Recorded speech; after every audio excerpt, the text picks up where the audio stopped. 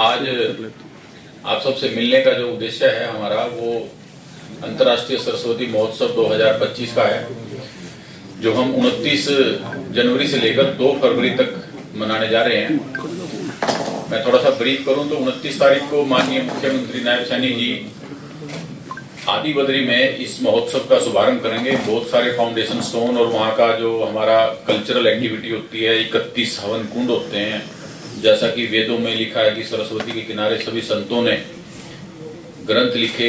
बाबा वेद व्यास जी ने, गुरु जी वेद व्यास जी ने वहाँ पर ग्रंथ की रचना बिलासपुर में की, जिसका नाम अभी हमारी सरकार ने, माननीय मुख्यमंत्री जी ने व्यासपुरी भी रख दिया है। वहां से इस महोत्सव का शुभारंभ करने जा रहे हैं माननीय मुख्यमंत्री जी। और उसके बाद 29, 30, 31, 1 यह सब कार्यक्रम मुख्यतः हमारे पेवा के पवित्र तीर्थ पर चलेंगे। पेवा पवित्र तीर्थ युगों युगों से इस न केवल हरियाणा को बल्कि नॉर्थ इंडिया के 5 से 7 स्टेटों को पवित्र करता है। पिंडदान का सबसे बड़ा केंद्र अगर कोई माना जाता है तो वो पवित्र तीर्थ है। वहां पर हम हर वर्ष सरस्वती महोत्सव मनाते हैं। जब से मनोहर लाल जी की सरकार बनी थी 2015 से, तो 2017 से हमने सरस्वती महोत्सव मनाना शुरू किया। तो मेरे को जब जिम्मेवारी मिली 2021 में, तो 21-22 का मैंने जो महोत्सव मनाया वो हमने बिल्कुल 0 बजट हमारा महोत्सव था। और 23 का भी लगभग बजट हमारा जो था वो बिल्कुल लो बजट था, बल्कि एक तरह से सेवा भाव से ही सबने हमने मनाया।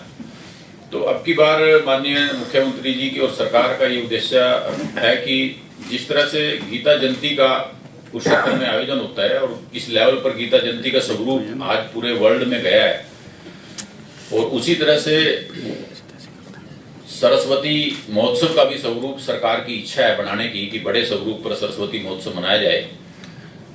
क्योंकि सरस्वती का जो इस क्षेत्र से बहना है वो न केवल एक सबके सामने भी है कि जितनी भी हमारी बड़ी बड़ी एजेंसीज हैं, चाहे इसरो है, इसरो ने हमें पहली चैनल दिया कि सरस्वती हरियाणा से होते हुए सरस्वती आदि बद्री में उद्गम स्थल के बाद हरियाणा में यमुनानगर, कुरुक्षेत्र, कैथल और जींद का कुछ हिस्सा, फतेहाबाद, सिरसा से होते हुए राजस्थान और राजस्थान के अनूपगढ़, हनुमानगढ़, जैसलमेर के क्षेत्र को टच करते हुए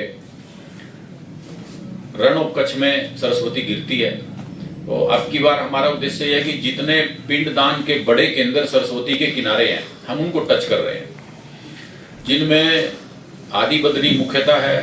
सरस्वती नगर जो पहले मुस्तफाबाद होता था वो भी बड़ा पिंडदान का केंद्र है। पेवा बहुत बड़ा पिंडदान का केंद्र है। तीसरा सबसे बड़ा पिंडदान का केंद्र पुष्कर झील है राजस्थान में, वो सरस्वती के पहले चैनल पर है। वहां भी हम एक कार्यक्रम का आयोजन कर रहे हैं। इसके बाद गुजरात के बॉर्डर पर सरस्वती के पहले चैनल पर सिद्धपुर गांव है। सिद्धपुर बहुत बड़ा तीर्थ सरस्वती का है, वहां भी हम कार्यक्रम का आयोजन करने जा रहे हैं। और रण और कच्छ में लास्ट में धोलावीरा जो आर्कियोलॉजिकल साइट है, यूनेस्को के द्वारा घोषित वर्ल्ड हेरिटेज साइट है, वहां भी हम कुछ ना कुछ अब की बार कार्यक्रम करने जा रहे हैं। तो हमारा उद्देश्य है इस सारे प्रोजेक्ट को कंपाइल करके हम ऐसा एक, सरकार का उद्देश्य ये है कि ऐसा एक कार्य करना चाहते हैं कि जिससे सरस्वती पहले बहती थी और उस सरस्वती के बहने से किस क्षेत्र में कितनी कितनी सिविलाइजेशन किस किस लेवल पर पनपी, वो सारा हमारा दिखाने का उद्देश्य है। उसका एक माध्यम बहुत बड़ी हमारी एक प्रदर्शनी जो है हम लगाने जा रहे हैं पेवा में, कि यहाँ बैठे व्यक्ति को नहीं पता कि राजस्थान और गुजरात में किस क्षेत्र में सरस्वती बहती थी। वो एक प्रदर्शनी के माध्यम से हम सारा पेवा में दिखाना चाहते हैं। यानी कि जितने इस तरह के कल्चरल एक्टिविटी जो हमारा हेरिटेज है, क्योंकि सरस्वती चाहे वो पुरातत्व विभाग है, चाहे कल्चरल एक्टिविटी है, वो सारा सरस्वती के क्षेत्र में हुआ। महाभारत का युद्ध माना जाता है कि ग्रंथों के अनुसार सरस्वती के किनारे लड़ा गया। कुरुक्षेत्र का यही कुरु भूमि जो है वो सरस्वती का ही एक क्षेत्र है। यहीं पर हम इस महोत्सव को अच्छे ढंग से अब की बार लगभग 7 दिन का हमारा हो जाएगा, 29 से 2 तक, और 2 के बाद 4 तक हमारा जो है सरस मेला जो है रेगुलर चलेगा। तो 29 से लेकर 2 तक के जो कार्यक्रम है मैं आपको ब्रीफ कर रहा हूँ। 29 को माननीय मुख्यमंत्री जी वहां शुरू करेंगे और 29 को ही अपने पेवा से उम्मीदवार रहे जयभूषण शर्मा जी, ये और भारत भूषण भारती जी और कृष्ण मिड्डा जी हमारे जो डिप्टी स्पीकर हैं, वो 29 को सुबह हवन करके पेवा में यहाँ शुभारंभ करेंगे। और उसके बाद हमारे जितने गणमान्य विधायक गण हैं, मंत्री गण हैं, वो सभी इसमें रहने वाले हैं। मैं थोड़ा सा डिटेल में अगर मैं जाऊं तो कॉन्फ्रेंस की मैं बाद में बात करूंगा, एक बार मैं पेवा का थोड़ा डिटेल आपको बता दूं।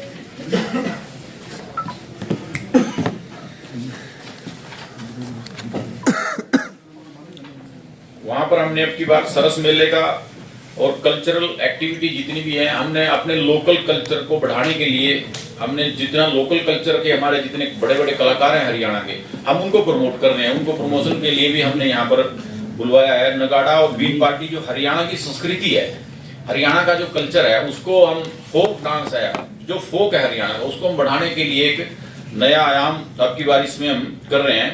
बच्चों के माध्यम से चित्रकला प्रतियोगिता का भी वहाँ किया जाएगा। हमारी जो मेन टीम है वो लगी हुई है।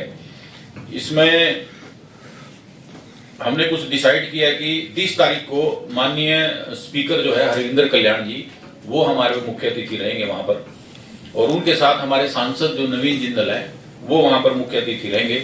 उनका पहले हमने कॉन्फ्रेंस में एक बार रखा है, वो उनके टाइम के अनुसार डिसाइड होगा कि जिंदल जी पहले कॉन्फ्रेंस में आएंगे और उसके बाद फिर वहां हमारे कार्यक्रम में रहेंगे पेवा। महिपाल टांडा जी 1 फरवरी को हमारे जो मंत्री हैं, शिक्षा मंत्री, वो रहने वाले हैं। लगभग 11 बजे का उनका समय है। वो हवन, श्लोक, दीपदान और हमारा सारा कल्चरल उसमें भाग लेंगे। और इसके बाद कृष्ण कुमार बेदी जी, हंस डहर एक गांव है जींद जिला में और सरस्वती के किनारे स्थित है। इतना पवित्र पावन तीर्थ वहां पर है, बहुत सुंदर तीर्थ उन लोगों ने अपने आप बनाया हुआ है। उसमें हमारी भी थोड़ी सी प्रयास ये रहे। और अब की बार पहला कार्यक्रम हंस डहर तीर्थ पर होने जा रहा है, क्योंकि वो नरवाना विधानसभा में है, तो कृष्ण बेदी जी वहां पर हमने मुख्य अतिथि वहां पर बुलाए हैं, वो वहां पर रहने वाले हैं। वो कार्यक्रम भी 1 तारीख को है। और 1 तारीख को ही हम कुलवंत बाजीगर जी पूर्व विधायक हैं और जिलाध्यक्ष हैं कैथल के, और सभी प्रमुख लोग हैं, उनको हम पोलड़ में जो सरस्वती अपने आप अवतरित हुई सरस्वती का मंदिर, बहुत प्राचीन मंदिर है, पिसोड़ गांव में और पोलड़ में, वहां पर अब की बार हम कार्यक्रम करने जा रहे हैं। हवन का और भंडारे का आयोजन वहां पर होगा। वहां पर बहुत गणमान्य लोग होंगे। इससे पीछे मुस्तफाबाद में हमारे जिला परिषद के चेयरमैन हैं रमेश खस्का जी, वो वहां पर रहने वाले हैं। 2 फरवरी का जो समापन हमारा है, इसमें मैं आपको थोड़ा ये जानकारी देना चाह रहा था कि यार हमने राजस्थान को स्टेट पार्टनर के लिए लिखा हुआ है, उनका लेटर आज मेरे ख्याल से मिल जाएगा। एक छोटा अब की बार, क्योंकि हमारा ये शुरुआती प्रयास है, तो एक छोटा एग्जीबिशन भी हम राजस्थान में जितने हेरिटेज हमारे हैं सरस्वती के किनारे, या जितना इसरो के द्वारा या विभिन्न एजेंसियों के द्वारा इन्वेस्टिगेट किया गया है, वो हम सारा वहां पर लगा रहे हैं। और इसके लिए हमने अर्जुन राम मेघवाल जी जो केंद्रीय लॉ मिनिस्टर हैं, वो 2 तारीख को रहने वाले हैं सुबह के समय, और शाम को समापन के समय माननीय मनोहर लाल जी केंद्रीय मंत्री जो हैं, पूर्व में हमारे सीएम रहे, वो वहां पर शाम के समय समापन के समय दीपदान करेंगे और आरती में रहेंगे और भजन संध्या में वो रहने वाले हैं। ये हमारा मुख्य कार्यक्रम है। इसमें 3 दिन की हमारी कॉन्फ्रेंस भी है, जो बड़ी कॉन्फ्रेंस अब की बार है। इसमें हम इंटरनेशनल लेवल के जितने साइंटिस्ट हैं, जिस बच्चे ने सरस्वती के ऊपर अमेरिका बैठे हुए बच्चे ने भी कोई पेपर पब्लिश किया है, हम उसको भी निमंत्रण दे रहे हैं। आप आइए, अपना प्रेजेंटेशन दीजिए, सरस्वती के बारे में आपने क्या अध्ययन किया है वो हमें बताइए। तो 30, 31, 1 वो भी कॉन्फ्रेंस जो है हमारी यूनिवर्सिटी में चल रही है। हमारे डायरेक्टर हैं वहाँ डॉक्टर AR चौधरी जी, उनके नेतृत्व में। उसमें भी बहुत सारे गणमान्य लोग, हरविंदर कल्याण जी हैं, जगमोहन आनंद जी हैं, कश्यप साहब अपने रामकुमार कश्यप जी MLA हैं, जितने विधायकगण हैं, जितने प्रबुद्ध लोग हैं, हमारे केंद्र से भी काफी प्रबुद्ध लोग आने वाले हैं, और समय समय पर हम आपको अपडेट करते रहेंगे। तो वो उसमें रहने वाले हैं। हमने कल्चर को बढ़ावा देने के लिए अपने 29 तारीख का हमने दिन बांट रहे हैं, आर्ट एंड कल्चर को, यूनिवर्सिटी को, NZCC को। तो विवेक चावला जी जो इसका काम यूनिवर्सिटी का देख रहे हैं, हम एक कुरुक्षेत्र यूनिवर्सिटी की तरफ से एक पैवेलियन वहां पर बनवा रहे हैं सुंदर सा, जिसमें हरियाणा का कल्चर दिखे। औरतें बैठी हैं जो हरियाणा में गांव में टोकरे बनाने का काम है, यानी कि जो ऐसा काम जो देहात से हमारा जुड़ा हुआ है, वो दिखाने के लिए ऐसा हमने वहां पर कुरुक्षेत्र यूनिवर्सिटी डिपार्टमेंट को दिया है। और दिन भर की जो प्रस्तुतियां हैं वो सारी उस दिन हमने 29 तारीख को कुरुक्षेत्र यूनिवर्सिटी को दी है। कुरुक्षेत्र यूनिवर्सिटी ही सारा कल्चरल एक्टिविटी उस दिन 29 तारीख को करेगी।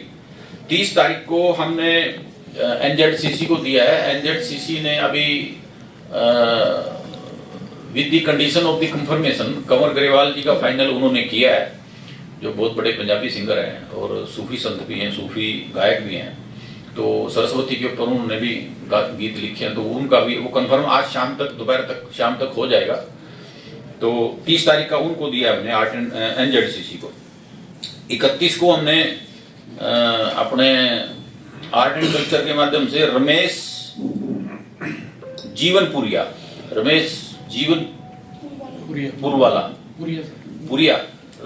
पुरिया जिनका एक गीत है वो पहले वाले लोग रहे ना पहले वाला पानी, इस टाइप से। तो बहुत बड़े गायक हैं हरियाणा में। हम ऐसी कल्चर लोगों को बता रहे हैं। फिर हमने 1 तारीख को दिया विधि देसवाल को, जिसने वो गीत गाया था स्कूल में, छोटी बच्ची है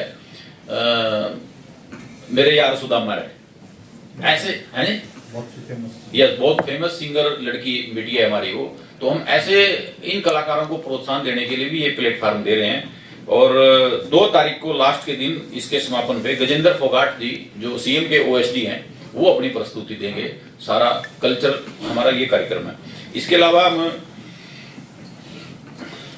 जो संध्या है शाम की भजन संध्या में डॉक्टर सुची सुमित्रा जी रहेंगी 29 तारीख को, और 30 तारीख को भी इन्हीं का रहने वाला है। 31 तारीख को डॉक्टर सुपीरिया हैं, प्रोफेसर हैं शाहबाद में, वो भजन संध्या में रहेंगी आरती से पहले। और डॉक्टर स्वरजीत जी रहेंगी 1 तारीख को, और 2 तारीख के पंडित जी हैं अपने पेवा से, वो रहने वाले हैं। ये आरती से पहले एक भजन संध्या का हमने आयोजन रखा है। आरती हम जिस तरह से ब्रह्म सरोवर पे आरती को एस्टेब्लिश करने में बड़ा लंबा समय लगा, उसी तरह से वहां भी हम आरती को ऐसे एस्टेब्लिश करना चाह रहे हैं। तो अब की बार हम नया प्लेटफॉर्म हमने बनाया है, वहां पर हम आरती शुरू करेंगे, वहीं पर ये भजन संध्या होगी। और सरस मेले के साथ साथ हर रोज शाम को समापन जो है वो आरती के साथ होगा। जो भी हमारे वशिष्ठ अतिथि आएंगे वो आरती में शामिल होकर ही उस दिन का समापन करेंगे। फिर अगले दिन का कार्यक्रम आगे चलेगा। तो मोटा मोटा मैंने ये आपके सामने रखा है। इसमें जो आपने पूछना है, आप बात करनी है, वो आप इसके ऊपर बात कर सकते हैं। मनोहर लाल जी का किस दिन रहेगा? और 2 तारीख को शाम को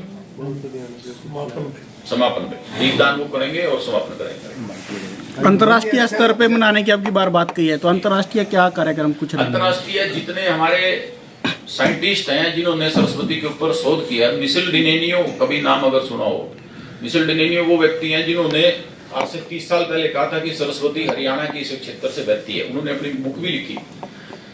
यानी कि जो लेफ्टिस्ट राइटर्स कभी डिनाई करते थे कि सरस्वती का क्षेत्र ये नहीं है, उसको उन्होंने झुटलाया। और ऐसे उसके बाद कम से कम विल फाउंडेशन करके एक इंटरनेशनल एजेंसी है, उसमें भी बड़े पेपर छपे सरस्वती के पक्ष में। ऐसे 10 से 12 साइंटिस्ट जो पूरे वर्ल्ड में फैले हुए हैं, हमने उनको निमंत्रण दिया है। ऑलमोस्ट वो हमारे साथ ऑनलाइन भी जुड़ेंगे, उनमें से कुछ आने वाले भी हैं। वो कंफर्मेशन आज या कल में आ जाएगी। जी, आप सरस्वती हेरिटेज बोर्ड के वाइस चेयरमैन हैं। अगर आप झांसा रोड पर सरस्वती की हालत को देखिए, शायद आंखों में आंसू आ गए। वो मेरे विषय में आ गया था, वो मेरे ध्यान विषय में आ गया था, क्योंकि ये जो मामला है ये म्युनिसिपल कमेटी से जुड़ा हुआ है। आप जो उन लोगों ने मेरे को लेटर दिया वो मैंने म्युनिसिपल कमेटी फॉरवर्ड कर दिया, और मैंने ईओ से स्वयं भी बात की है कि इसमें संज्ञान लें। कोई व्यक्ति अगर किसी सरकारी या किसी ऐसी जगह को खराब कर रहा है तो उसकी जिम्मेवारी भी तय होनी चाहिए। इसके लिए मैंने म्युनिसिपल कमेटी को कहा। पेवा के एमएलए कह रहे हैं कि सरस्वती अंतर्राष्ट्रीय जो मना रहे हैं, महोत्सव इसके मनाने की कोई जरूरत नहीं है क्योंकि सरस्वती की प्रॉपर सफाई नहीं हुई। क्या कहें? मनदीप चट्ठा जी पेवा के जो एमएलए हैं, मेरे मित्र हैं। 20 साल हमने इकट्ठे प्रैक्टिस की है कोर्ट में। मैंने उनको व्यक्तिगत तौर से निमंत्रण भी दिया है और चिट्ठी भी हम उनको भेज रहे हैं। तो थोड़ा विपक्ष में रहते हुए व्यक्ति कई बार मजबूरी भी होती है आवाज उठाना, लेकिन मैं पूरी बात उनकी बता दूं तो जहां तक सफाई की बात है, हर प्रदेश में नदी और नालों की जो सफाई है वो इरिगेशन डिपार्टमेंट करता है, सरस्वती बोर्ड खुद नहीं करता। और इरिगेशन डिपार्टमेंट के एससी यहाँ पर विराजमान है। उस सीजन में एक बार बरसात से पहले सफाई करते हैं सभी नदी नालों की। लेकिन अब की बार मैंने इनसे आग्रह किया है गवर्नमेंट से मीटिंग में, बल्कि अन्य मुख्यमंत्री जी की उपस्थिति में, कि आप सभी नदी नालों की सफाई साल में एक बार करते हैं बिफोर सीजन, रेनी सीजन। मैंने इनसे निवेदन किया है कि आप सरस्वती की सफाई साल में 2 बार करें, एक महोत्सव से पहले, एक आप सीजन में करें। जब भी कोई बड़ा आयोजन होता है तो 2 समस्या मेन होती है, ट्रैफिक की और स्वच्छता की। प्रदेश सरकार स्वच्छता की बात कर रही है, सीएम साहब ने यहीं से शुरुआत की थी, शैक्षिली मकबरे से। तो जिस प्रकार महाकुंभ में अभियान चलाया गया है कि एक थैली, एक थाली और एक थैला, ऐसे क्या कोई अभियान चलाया जाएगा जिससे स्वच्छता बरकरार रहे और ट्रैफिक? बिल्कुल डॉक्टर साहब, सही आपका सवाल है। जितनी संस्थाएं पेवा की हैं, दादा भी जाके आए अभी परसों, और आज भी 2 बजे हमने मीटिंग बुला रखी है। हमने खुद स्वच्छता के लिए सारी टीमें हमने बनाई हुई हैं। हमारे मंडल प्रधान है प्रिंस मंगला जी, रामदारी जी, रघुविंदर जी, सारी जो टीम है, एसडीएम साहब हमारे अमन जी यहाँ बैठे हैं, खुद लगे हुए हैं। यानी कि पूरा सफाई का जो काम है अपनी तरफ से, बीडीओ ऑफिस के माध्यम से भी, संस्थाओं के माध्यम से सबका सहयोग मिल रहा है। अब देखिए सार्वजनिक काम है, लगना तो सबको पड़ेगा, कोई एक व्यक्ति या कोई एक एजेंसी नहीं कर सकती। पॉलिथीन फ्री होगा सर सरस्वती महोत्सव? है जी, पॉलिथीन फ्री होगा, प्लास्टिक फ्री होगा? देखिए मैं अभी दुकानदार से पूछ रहा था, भाई वो पॉलिथीन मुझे दे रहे थे, मैंने कहा क्यों देते हो? बोले जी हमारी मजबूरी है, हम भी देने के लिए। तो मैंने कहा आप इसको कम करिए। तो हमने पेवा में ही पूछा, तो कोशिश है कि हम कोशिश करेंगे कि ऐसे बैग को इस्तेमाल करें जो पॉलिथीन ना हो जाए। जिन संस्थाओं के साथ टाई अप किया गया तभी रुकवाओ ना सर, जिन संस्थाओं के साथ टाई अप किया गया है ना, हमारे कुरुक्षेत्र में बहुत सी संस्थाएं गीता जयंती पे इको फ्रेंडली बैग बांटती है फ्री में।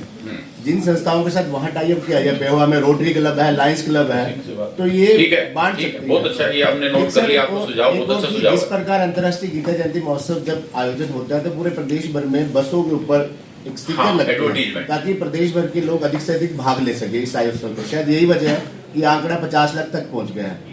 तो पेवा में पहली बार अंतर्राष्ट्रीय सरस्वती महोत्सव मनाया जा रहा है, प्रदेश के लोग ज्यादा से ज्यादा पहुंचे, उसके लिए प्रचार क्या किया जा रहा है? देखिए ये बसों वाला इसमें आपका है, हमारे डीपीआर को लिख दिया है, और मुझे लगता है कि उनका जो डीपीआर स्टेट के हैं, उन्होंने कहा कि हम जल्दी इसके ऊपर, आज मेरे ख्याल से लगने शुरू। वैसे होर्डिंग जो है वो आज लग चुके हैं, मेरे ख्याल से लग चुके हैं ना, काफी सारे होर्डिंग लग चुके हैं, दूर कैथल तक, उधर अम्बाड़ा तक, ऐसे कुरुक्षेत्र तक।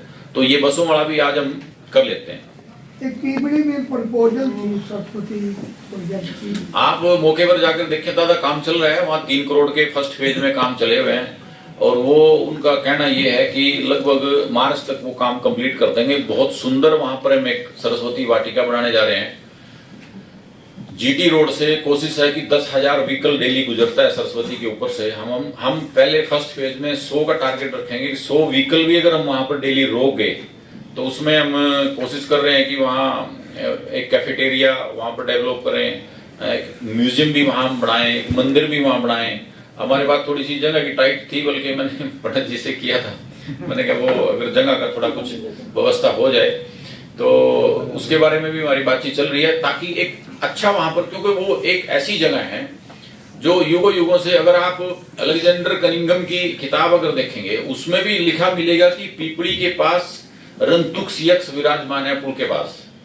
जब महाभारत का युद्ध हुआ तो महाभारत के युद्ध में श्री कृष्ण जी ने 4 रंतुक्ष यक्ष स्थापित किए, उसमें से एक पीपड़ी है सरस्वती के किनारे। ये उसमें लिखा हुआ है सभी किताबों में। गमन जी, जितनी जानकारी आपने सरस्वती तीरथ के बारे में दी है बड़ी अच्छी जानकारी है। अगर इसको लिटरेचर के रूप में सरस्वती महोत्सव में स्टॉल के ऊपर रखा जाए ताकि जिन लोगों को जानकारी नहीं है उन्हें भी ज्यादा से ज्यादा जानकारी मिले। ये अभी तो फिलहाल तो आपको हम दे ही रहे एक बुक, इसमें काफी सारा हमने लिटरेचर लिया है, क्योंकि वाकई में सरस्वती को कंपाइल करना अपने आप में महाभारत का काम है। सरस्वती का इतना बड़ा क्षेत्र रहा है, इतने तीर्थ हैं, इतने घाट हैं, इतना जगह वर्णन सरस्वती का आता है। चाहे कोई सा भी ग्रंथ अगर आप उठा लें, ऋग्वेद इस वर्ल्ड का सबसे प्राचीन ग्रंथ है। ऋग्वेद में गंगा का वर्णन केवल 3 बार आता है, सरस्वती का वर्णन 77 बार आता है। ऐसे कोई ग्रंथ नहीं है, महाभारत वन पर्व है, जितने भी ग्रंथ है सबने, हमने कोशिश की है इस किताब में कुछ कंपाइल करने की, लेकिन अभी हमने एक बुकलेट हम निकाली है, वहां पर हमने, ठीक सवाल आपका डॉक्टर साहब है, वहां पर हम ऐसा एक स्टॉल भी लगाने जा रहे हैं गीता प्रेस वालों के साथ भी, उनको भी हम वहां पर स्टॉल दे रहे हैं ताकि जो साहित्य है लोगों का वो पढ़े। और एक हमने वहां पर एक सेल्फी पॉइंट भी हम अब की बार बनाने जा रहे हैं कि ये जो मोबाइल है, आज बच्चे जो हैं मैक्सिमम इसके ऊपर है। हम ये चाह रहे हैं कि जो बच्चा अपनी बुक खरीदेगा वहां से या बुक लेगा तो वो एक सेल्फी लेकर अपने सोशल मीडिया पे डाले ताकि ये बताए कि मैं किताब पढ़ता हूँ। किताब पढ़ने का जो लोगों के बीच में पहले क्रेज हुआ करता था इस बैल जी के टाइम में, अब नहीं है। तो वो कोशिश ये भी है, ये आपका अच्छा जायज सवाल है। धीरेन्द्र खटकड़ा जी की एक सोच थी सरस्वती महोत्सव में कि जो सेल्फ हेल्प ग्रुप की जो महिलाएं हैं जो खाना बनाती हैं उनको वहाँ पे वो अपना दिखाएं किस तरह बनाती हैं। हमने जो डीपीएम है हमारे नरेश जी, उनसे बातचीत करके सेल्फ हेल्प ग्रुप के हर जिले से 2 या 3 ग्रुप हमने बुलाए हैं और वाकई में पूरे प्रदेश का कल्चर आपको, और जो सेल्फ हेल्प ग्रुप के अच्छे जो काम करने वाले महिलाएं हैं, जो माननीय प्रधानमंत्री जी ने भी कहा कि जो महिला सशक्तिकरण हमने करना है, तो उसके ऊपर भी हम काम कर रहे हैं। वो आएंगे जरूर, सबको हम खाना वाना, हाँ बिल्कुल बिल्कुल उनको जगह दे रहे हैं, उनको एक उनको सेंटर प्रोवाइड करा रहे हैं। तो स्पेशल बसें चलेंगी कुरुक्षेत्र से? बिल्कुल, मेरी तीनों जीएम से बात हुई है, हरियाणा रोडवेज के कैथल, कुरुक्षेत्र और यमुनानगर से स्पेशल मेला की बसें चलेंगी। अम्बाला से भी? बिल्कुल, अम्बाला से भी। देखिए, जब से हमारी सरकार माननीय मनोहर लाल जी के नेतृत्व में 2015 में बनी थी, तो सरस्वती बोर्ड का गठन किया गया। उसके बाद 2017 से हमने महोत्सव बनाने शुरू किए। तो सरस्वती आज बड़े स्वरूप में जानी जाती है। 5 स्टेट में हमारा काम चल रहा है, कहीं थोड़ा है कहीं ज्यादा है। तो अब की बार हमने सरस्वती महोत्सव का जो है वो दायरा जो है वो बढ़ाया है और अब की बार 29 तारीख से लेकर 2 फरवरी तक और 4 फरवरी तक हमने सरस मेले का आयोजन जो किया गया है पेवा में, वो हम मनाने जा रहे हैं। और इसमें हमारे प्रदेश के और देश के गणमान्य व्यक्ति, दूर दूर के प्रदेशों के साइंटिस्ट, विदेशों के जो वैज्ञानिक जिन्होंने सरस्वती के ऊपर शोध किया, इसरो के वैज्ञानिक, ONGC के, जियोलॉजिकल सर्वे ऑफ इंडिया के, जिस तरह की बड़ी बड़ी देश की एजेंसी, सेंट्रल वाटर कमीशन, जितनी बड़ी एजेंसियां हमारे साथ जिनका MOU है सरस्वती बोर्ड के साथ, वो सभी हमारे इस महोत्सव में रहने वाली हैं। और हमारे माननीय मुख्यमंत्री जी 29 तारीख को शुभारंभ करेंगे आदि बद्री से इस सरस्वती महोत्सव का। और हमारे जितने प्रोजेक्ट हैं सरस्वती के जुड़े हुए, उन सब का वहां पर फाउंडेशन स्टोन भी रखेंगे, कुछ का अनावरण करेंगे। तो ऐसा कार्यक्रम 29 तारीख का कल्चरल भी कार्यक्रम उस दिन भी होगा। हम सभी बच्चों को, जो अच्छे बच्चे यूनिवर्सिटी लेवल पे, रत्नावली लेवल पे और स्कूल लेवल पे अच्छी परफॉर्मेंस देते हैं कल्चरल एक्टिविटी में, हम उनको बढ़ावा दे रहे हैं। उनकी प्रस्तुतियां हम आदि बद्री में भी करने जा रहे हैं और पेवा भी हम करने जा रहे हैं। साथ के साथ 6 के 6 दिन लगभग हमारा ऐसे कल्चरल एक्टिविटी भी हर रोज चलेंगी। हमारे गणमान्य व्यक्ति तो आएंगे ही आएंगे। पेवा में जैसे माननीय मनोहर लाल जी 2 तारीख को समापन करेंगे और केंद्रीय मंत्री राजस्थान की ओर से माननीय अर्जुन राम जी मेघवाल, क्योंकि अब की बार हम राजस्थान के लिए भी एक हम अलग से एक कॉरिडोर बना रहे हैं, क्योंकि जितना हेरिटेज रिच हमारा है सरस्वती के प्रति, उतना ही रिच राजस्थान का और गुजरात का है। तो हमने फर्स्ट फेज में अब की बार राजस्थान को लिया है। वहां जितनी आर्कियोलॉजिकल साइट्स हैं सरस्वती के किनारे, उन सब का भी एक हम प्रदर्शनी यहाँ पर लगाने जा रहे हैं। तो उसके लिए अर्जुन राम जी मेघवाल यहाँ पर रहेंगे।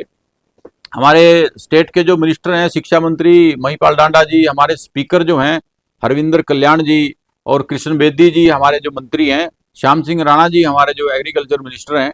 तो इस तरह से माननीय मुख्यमंत्री जी के साथ जितने लोग हैं, हमारे यहाँ विधायक गण हैं, हरविंदर अपने योगेंद्र राणा जी हैं, रामकुमार कश्यप जी हैं, जगमोहन जी हैं, घनश्याम दास अरोड़ा हैं। तो जिस तरह के हमारे विधायक गण हैं, हमारे सांसद कुरुक्षेत्र लोकसभा से नवीन जिंदल जी हैं, संजय भाटिया जी करनाल से हमारे पूर्व सांसद है, और जितने गणमान्य लोग प्रदेश में सरस्वती के ऊपर जुड़े हुए हैं, हम उन सबको भी निमंत्रण दे रहे हैं। आर्कियोलॉजिकल सर्वे ऑफ इंडिया जो डायरेक्टरेट है हरियाणा में, जो पुरातत्व विभाग है, उनके अधिकारी भी इसमें अपनी एक प्रदर्शनी लगाने जा रहे हैं। तो ये हमारा एक कार्यक्रम रहेगा। इसके अलावा 3 दिन की इसी दौरान 30, 31, 1 एक इंटरनेशनल कॉन्फ्रेंस हम सरस्वती के ऊपर करने जा रहे हैं। वो कॉन्फ्रेंस कुरुक्षेत्र यूनिवर्सिटी में के सीनेट हॉल में होगी। हमारे डायरेक्टर वहां पर डॉक्टर AR चौधरी जी और हमारे जो वाइस चांसलर हैं सोमनाथ सचदेवा जी, उनके नेतृत्व में वो जो है हमारी कॉन्फ्रेंस रहेगी। उसमें भी बड़े प्रबुद्ध लोग, हमारे बड़े संगठन के बड़े बड़े अच्छे लोग जो अच्छा काम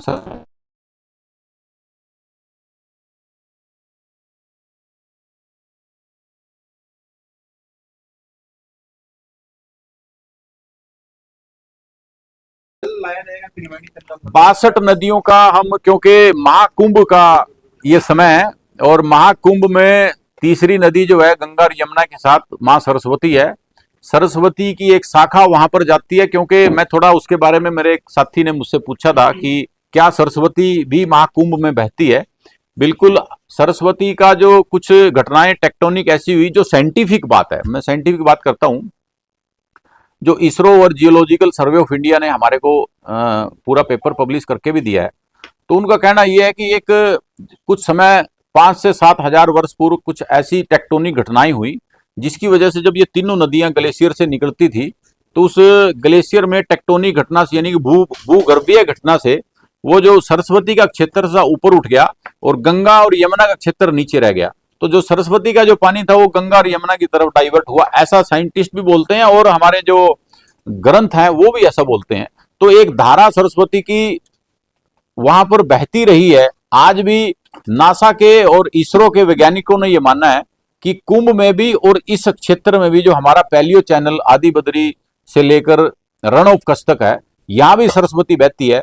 लेकिन हमने इस सरकार के प्रयासों से हरियाणा में सरस्वती को बिलासपुर से लेकर सिरसा O2 हेड तक विभिन्न नदियों के साथ मेलजोल करके हमने 400 किलोमीटर में अब तक पानी हमने चलाया है। 2022 में हमारा ये प्रयोग था। हमने इसके साथ जितनी नदियां साथ साथ में पड़ती है, चाहे वो चौतंग है जो हमेशा फ्लड मचाती थी, उसका पानी हमने सरस्वती में लिया, सावाद फीडर का हमने पानी सरस्वती में लिया, टांगरी का पानी हमने सरस्वती में लिया, बेंठन नाला का पानी हमने सरस्वती में लिया। हालांकि ये नुकसान भी करते हैं, लेकिन सरस्वती की जो कंटूरिंग है वो इतनी जबरदस्त है कि पानी कहीं का भी आएगा सरस्वती के माध्यम से ही। तो हमने सारी नदियों को जोड़कर गग्गर के साथ मिलकर, मारकंडा के साथ मिलकर सिरसा O2 हेड तक 400 किलोमीटर में हम पानी इसका चला रहे हैं। तो ऐसा प्रोजेक्ट हमारा ये बड़ा है और ये हमारा प्रोजेक्ट चल रहा है। 62 नदियों का जलाभिषेक कौन से दिन रखा गया है? 62 नदियों का हमने जो जल मंगाया है, हम 29 तारीख को माननीय मुख्यमंत्री जी से, जो हमारा घाट है आदि बद्री में, बहुत पवित्र घाट है, वहां हम उनसे उस जल का प्रवाह करेंगे। और 2 तारीख को माननीय मनोहर लाल जी से पेवा के तीर्थ में प्रवाह करेंगे। हमने इसमें एडिशनल अब की बार ये किया है कि जो लोग महाकुंभ ना जा पाए किसी भी कारण से, क्योंकि अब तक मानना ही जाता है कि लगभग 25 से 30 करोड़ वहां पर जा चुके हैं, लेकिन जो लोग वहां ना जा पाए, हम आदि बद्री में और पेवा के तीर्थ पर स्नान की व्यवस्था करने जा रहे हैं कि जो व्यक्ति सरस्वती में स्नान करना, देखिए नदियां तो एक ही हैं, 62 नदियों का जल हम उसमें, गंगा का भी जल हम उसमें मिलाएंगे, यमुना का भी हम उसमें जल मिलाएंगे, हमारी रावी चिनाब जितनी नदियां हैं 62 नदियों का हम अब की बार पानी इनमें दोनों घाटों के ऊपर है, हम कराने जा रहे हैं। जिसने भी स्नान करना है हम उनका स्वागत करेंगे और वहां पर घाट हम तैयार कर रहे हैं। अब की बार महाआरती की जाएगी? बिल्कुल, अब की बार जैसे ब्रह्म सरोवर पर महाआरती होती है, ये आइडिया मैं जब मनोहर लाल जी 2014 में हम चुनाव में गए थे माननीय मोदी जी के बनारस में, तो वहां की आरती जब हमने देखी तो वहां से ये आइडिया हम लेकर आए थे। तो इसको हमने ब्रह्म सरोवर पर फलीभूत किया और यहाँ पर आज आप आरती का स्वरूप देखेंगे। हालांकि शुरू में आरती बहुत मुश्किल से एस्टेब्लिश होने में कुछ चीजें लगती हैं, लेकिन टूरिज्म के एंगल से भी और धार्मिक एंगल से भी अगर आप देखेंगे तो आरती का स्वरूप आज बहुत बड़ा है। इसी लेवल पर हम पेवा में, क्योंकि पेवा में और भी ज्यादा महत्व बढ़ जाता है आरती का, क्योंकि पेवा में जो पिंडदान करने के लिए श्रद्धालु आते हैं वो 5 स्टेट के आते हैं, एक स्टेट के नहीं आते। हरियाणा, राजस्थान, पंजाब, हिमाचल, उत्तराखंड, इवन के दिल्ली, यूपी तक के भी लोग यहाँ पर पिंडदान के लिए आते हैं। तो उनको एक अच्छा वातावरण मिले, अच्छा घाट मिले, सुंदर जल मिले, इसको लेकर हम सारे इस प्रोजेक्ट पर लगे हुए हैं।